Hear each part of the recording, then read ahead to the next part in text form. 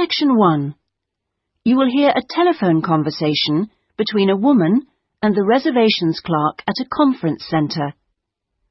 First, you have some time to look at questions 1 to 5.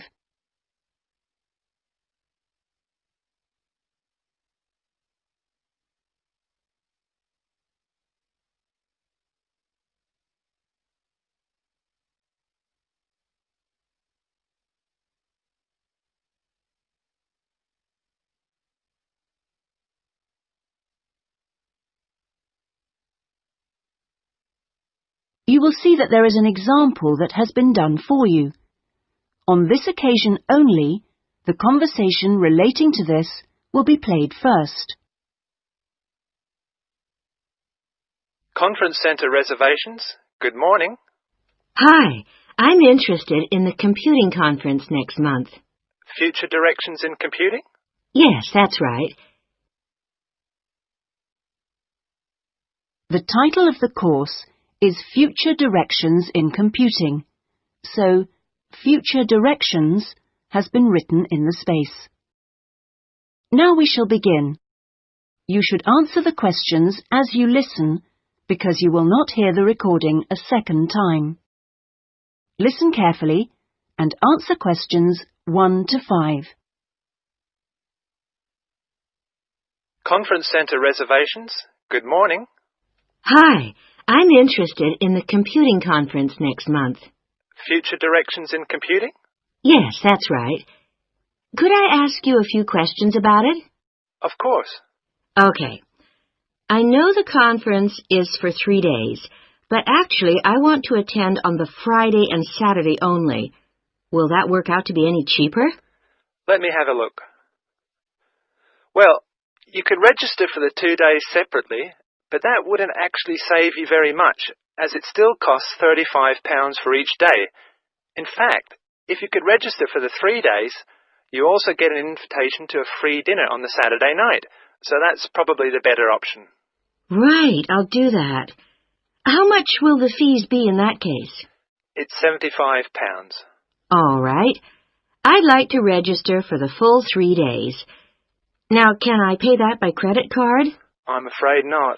You'll have to send a cheque to us. Or you can pay at the conference office. Fine.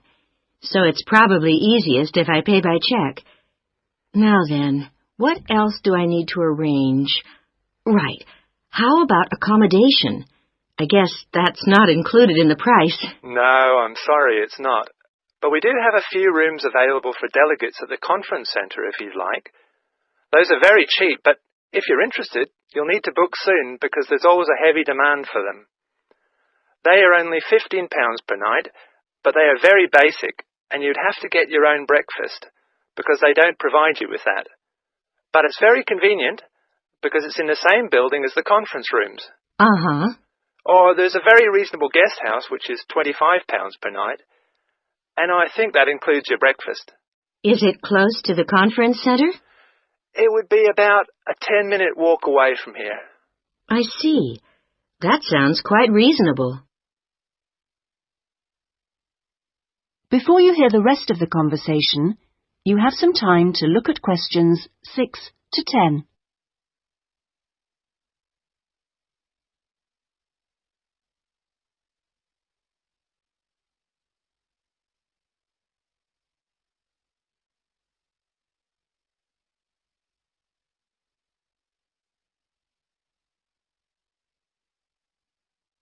Now listen and answer questions 6 to 10. The details are all in our conference pack, which I'll send you. Great, thanks. That'll be very useful. Oh, and can you also send me an application form? Of course. I'll get that in the post to you straight away. Is there anything else? Yes, actually.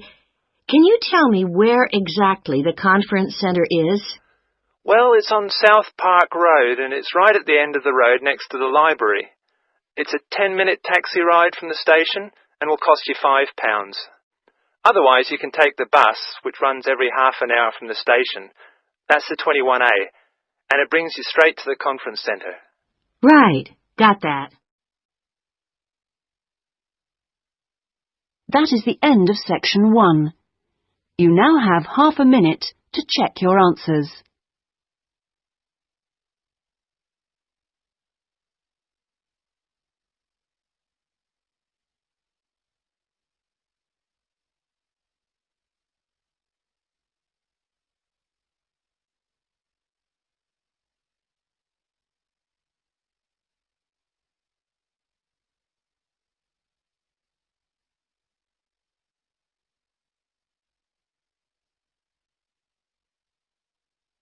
Now turn to section 2.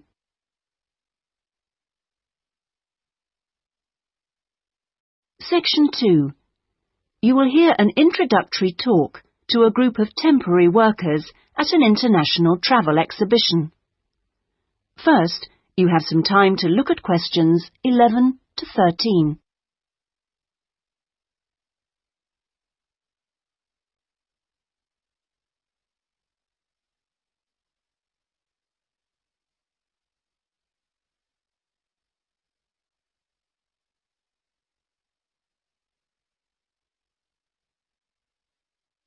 Now listen carefully and answer questions 11 to 13. Good morning and welcome everybody. I'm Jenny Stewart and I'm the staff manager here at the Exhibition Centre. We're expecting this year's International Travel Exhibition to attract over 10,000 visitors a day, ladies and gentlemen, and you are among the 200 extra staff recruited to help look after them. Now, to help things run smoothly, we have divided you into 4 teams: the blue team, the green team, the red team and the yellow team. So first, I'll explain how the teams are divided up, and then we'll be giving you colour-coded T-shirts so we can identify you more easily. First of all, those who will be looking after the phones and handling all calls regarding the exhibition, you will be on the red team. Now, we've also put the entrance staff on the red team, and you'll be stamping the entrance tickets and giving out publicity leaflets, okay? Those of you involved in distributing entrance tickets will be on the yellow team, and we've also put those of you who'll be staffing the information booths around the conference centre on the yellow team, so you'll be getting a yellow T-shirt. Now, most of the hospitality staff have been put in the blue team, so the chefs among you and the kitchen hands will all need a blue T-shirt, but because of the sheer numbers, all waiting staff will be on the yellow team, and this includes the bar staff among you. Those who will be monitoring and directing the traffic in the car parks are on the green team, so you'll need to get a green T-shirt. This year, we've also employed a considerable number of attendants to direct the human traffic around the conference centre. Now, you'll be working in the exhibition hall at all times, giving directions and generally helping people whenever you can. And you will be in the red team, so please collect a red T-shirt. Before you hear the rest of the talk, you have some time to look at questions 14 to 20.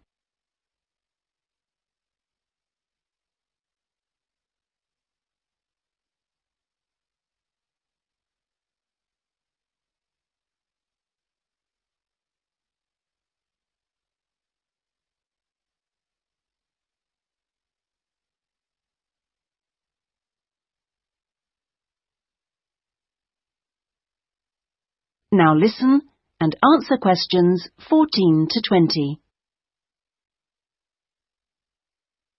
Right. Now that everyone knows what team they're in, we'll get on with the orientation and training program. And first, I'll run through the rest of today's program, which you should have in front of you so that you can get a general idea of what else is in store today. This introduction finishes at 9:30. And then you'll be hearing from Anne Smith. Anne works in the accounts department on level 2, and she looks after all temporary staff, and so she is the person to see if you have any problems regarding pay. Anne will be explaining when and how you get this.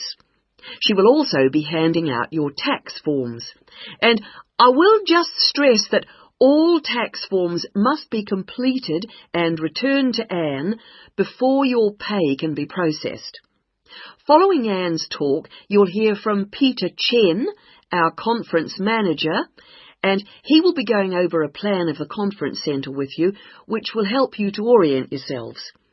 He will also go through the security arrangements with you and show you the fire exits.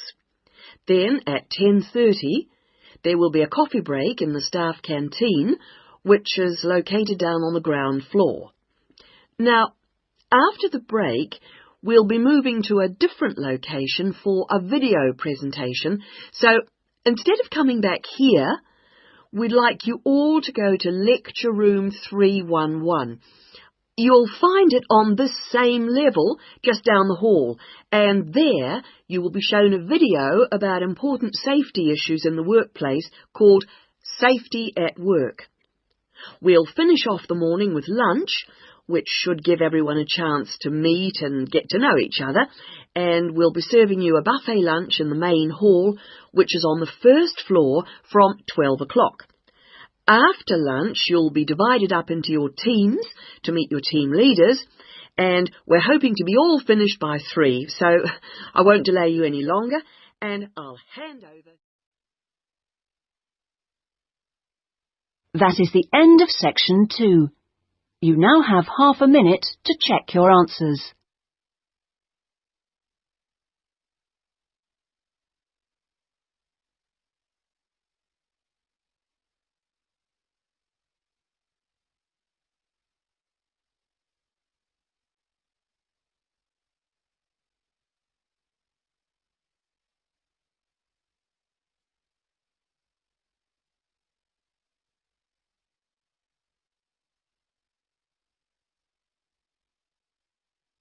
Now turn to section 3.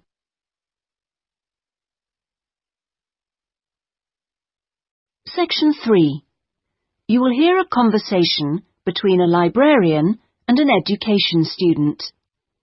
First, you have some time to look at questions 21 to 27.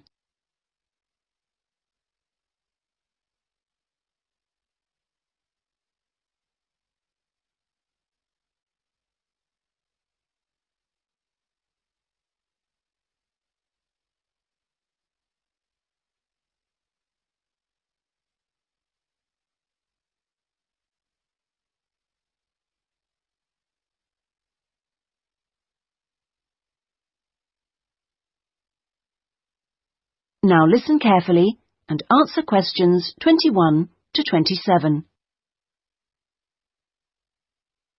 Good afternoon. Can I help you? Good afternoon. Yes, I've just transferred to the School of Education, and I'd like information about joining the library. Well, the School of Education has libraries on 2 sites, as I'm sure you know. This one here is the Fordham site, and the other is on Castle Road. And is there any difference between the 2 libraries? Not in terms of their facilities.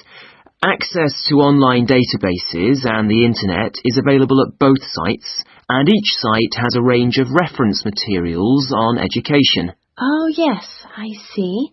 But the Castle Road site has books on the sociology of education and a collection of textbooks and teaching resources covering most of the subjects taught in secondary schools. Ah, right. But I'm training to be a primary teacher, so I need to look at materials for the 5 to 11 age group. Then you've come to the right place. At Fordham, we hold material relating to primary education, as well as special needs. But, of course, you'll need to familiarise yourself with both sites to make the most of our resources. You haven't mentioned periodicals. Are they held at both sites? Current issues, yes, but if you want to look at back issues, you'll need to use the CD-ROM databases, which are held here at Fordham. I see. Now, about borrowing books, I'm living out of town, so I'm hoping I can borrow quite a few items and cut down on the number of trips I have to make. Right, well, members can borrow 2 books at a time from each site. Only 2 books? Only 2 from each site, but that's 4 altogether. Oh, I see. And how long can I hang on to them for? The borrowing period is 1 month, but of course books can be renewed. You can renew any item a maximum of 3 times. Do I have to come to the library to do that? No, you can do it by telephone or email, but you can't renew overdue books this way, only before or on the due date stamped in the book. We'll need your full name, your borrower number, and the name of the site library you borrowed the items from. So, theoretically, I can borrow books for up to 3 months. Is that what you're saying? Yes, provided they're not recalled. So, what happens then? Well, sometimes an item is requested by another borrower, in which case we'd send you a letter and you'd have to return the book within 7 working days. Don't forget we're closed on Sundays. Okay. Before you hear the rest of the conversation, you have some time to look at questions 28 to 30.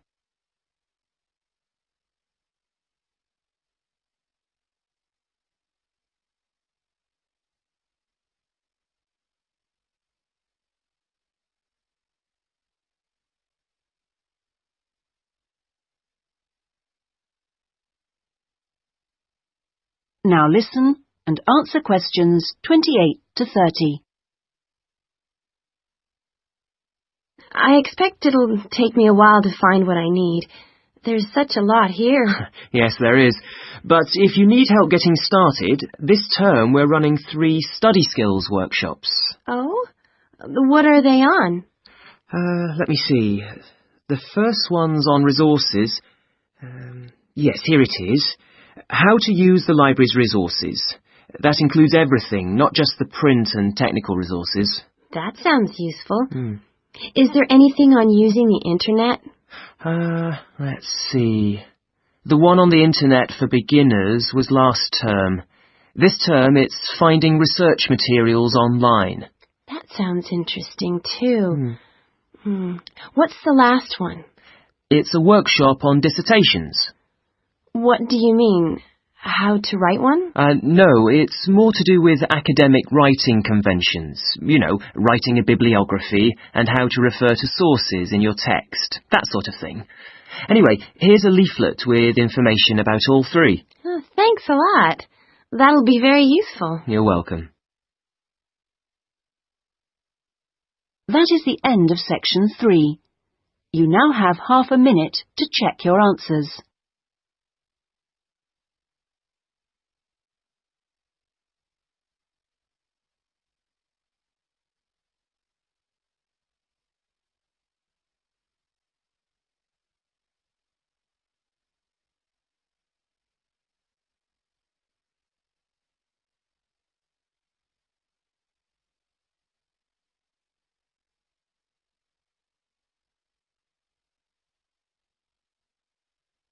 Now turn to section 4.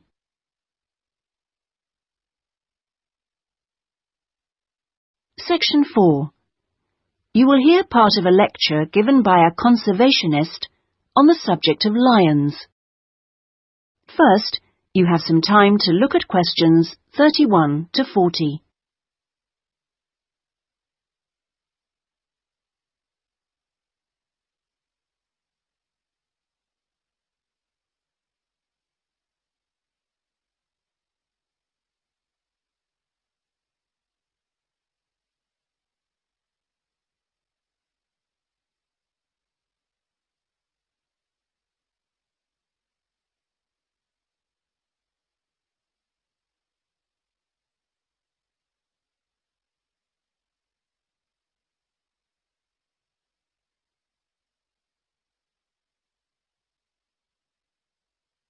Now listen carefully and answer questions 31 to 40.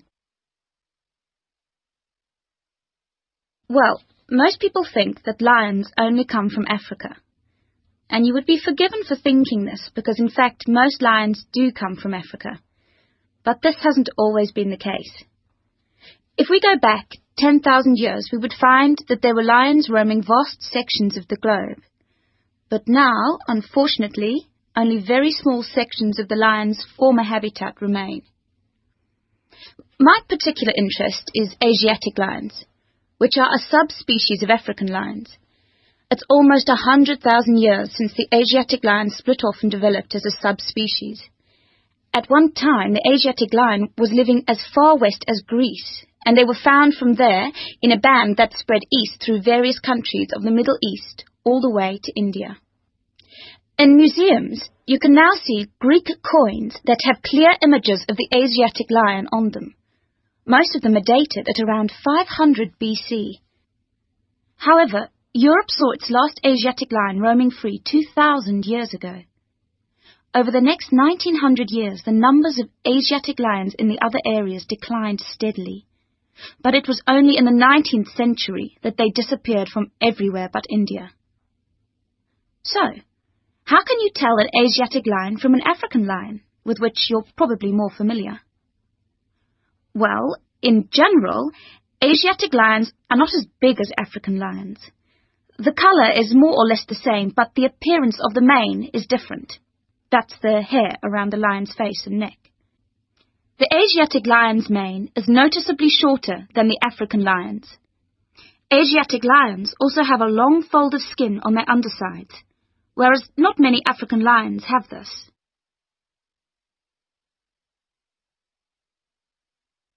Well, I'd like to talk to you now about the Gir Sanctuary in India. That's where I've just come back from. The sanctuary was established specifically to protect the Asiatic lion. It's 1,450 square kilometres in area, and most of it is forest. There are now around 300 Asiatic lions in India, and almost all of them are in this sanctuary. But despite living in a sanctuary, which makes them safe from hunters, they still face a number of problems that threaten their survival. One of these is the ever-present danger of disease. This is what killed more than a third of Africa's Serengeti lions in 1994, and people are fearful that something similar could happen in the Gir Sanctuary and kill off many of the Asiatic lions there.